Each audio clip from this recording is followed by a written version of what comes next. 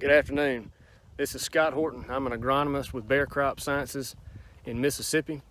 Today I'm standing in a field of soybeans. These are Asgrow 46X6 soybeans, and these are planted on a 38-inch row in a twin row pattern, which is a 7.5-inch twin drill down the top of the row.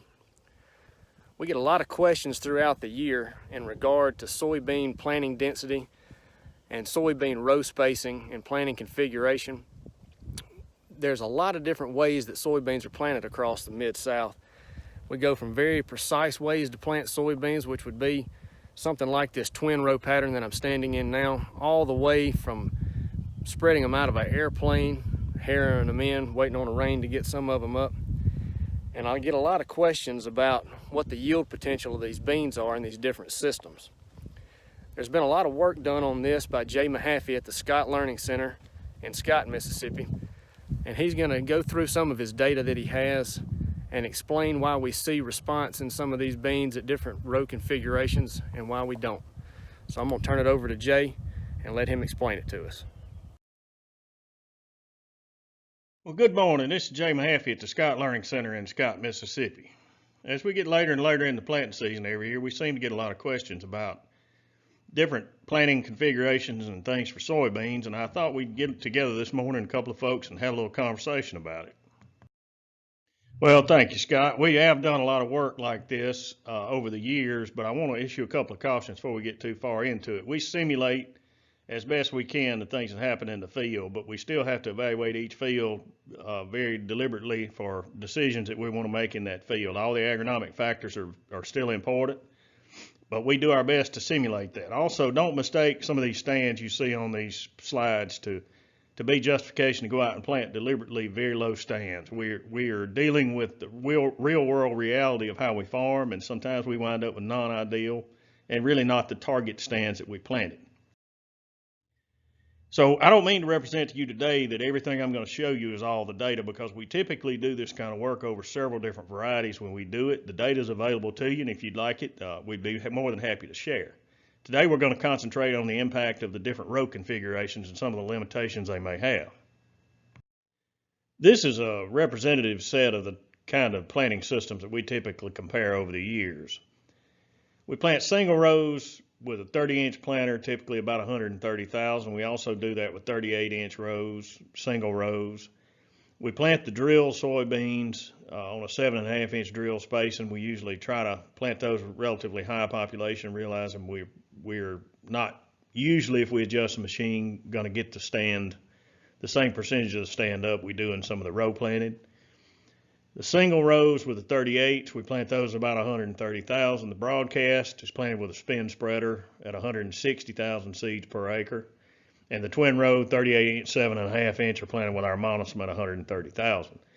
Generally speaking, if you look at our population data, we get about 50% of the stand to come up when we broadcast the soybeans, and we get between 70 and 80% thereabouts to come up in any of the row planted treatments.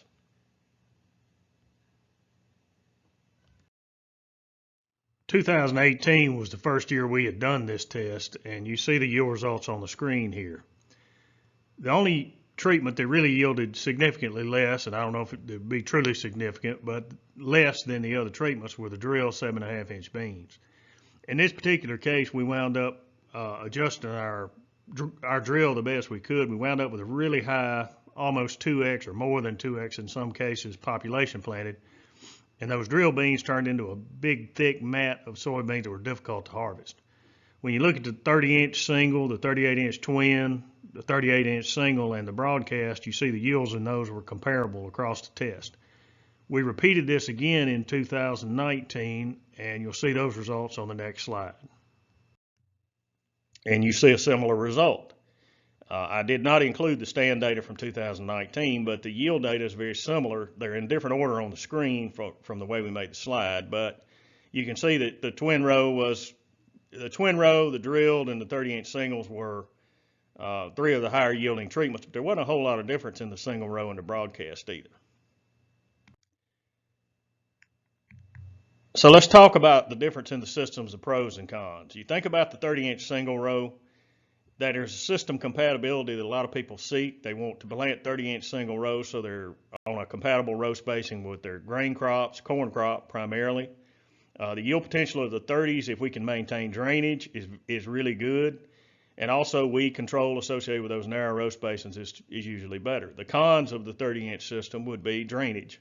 Here on these sandy delta soils, I have a hard time maintaining a bed big enough to reestablish drainage the way I need to.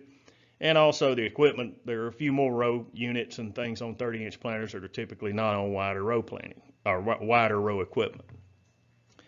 The drill soybeans, the pros of that would be it's fast and it's relatively inexpensive. The con would be drainage, and in a lot of cases the drainage and yield interact. If we can't establish drainage or we don't have good internal drainage, we can be yield limited on some level. The equipment would also sort of fall into the con section of that, in that it's difficult to adjust in a lot of cases and difficult to keep adjusted properly. The 38-inch single row, it's a system that is compatible with a lot of other crops. You can have one planter.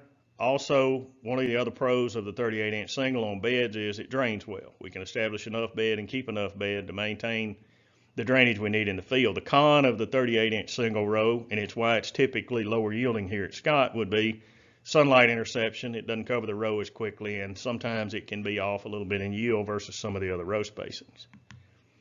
The broadcast, typically it's faster because you're doing it with a less precise piece of equipment, a much faster piece of equipment, particularly in case of an airplane.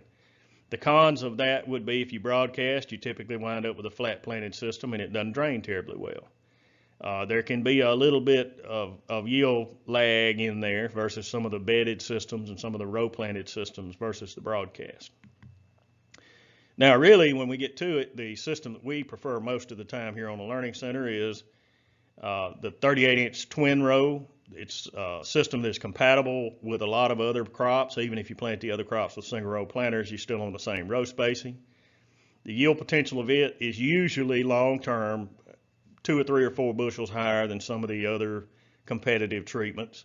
We are able to establish and maintain drainage because we can pull up a tall bed and keep that bed there through a lot more of the year. It intercepts sunlight. It is able to help us with weed control and all the things associated with sunlight interception. The con of the twin row system would be the equipment. There are a lot more moving pieces on a twin row planter. We have to maintain that equipment and keep those things moving the way we need to. And it's also bedded. That requires some tillage and some other equipment that you might not need in some of these other systems. So in short, all the systems have their pluses and minuses, their positive and negatives. We see across the varieties that we test, we don't see typically huge interactions with varieties, and we can make all of the systems work as long as we can go out, establish drainage, and pick the soybean that we need to plant on the acre for that acre and keep it planted, or keep it in the right spot for disease tolerance and all the things it needs to have. So this all reinforces the fact that soybeans can compensate for a lot of the yield, or a lot of the malplacement of seed, I guess you would say. They overcome suboptimal stands and non-ideal spacings, and if you need to plant soybeans, we get later into the year and you need to be times at a premium and you need to plant a little faster, there are other ways to plant other than very precise, somewhat slower machines. So we'll have a lot more of these videos coming, and I thank you for watching.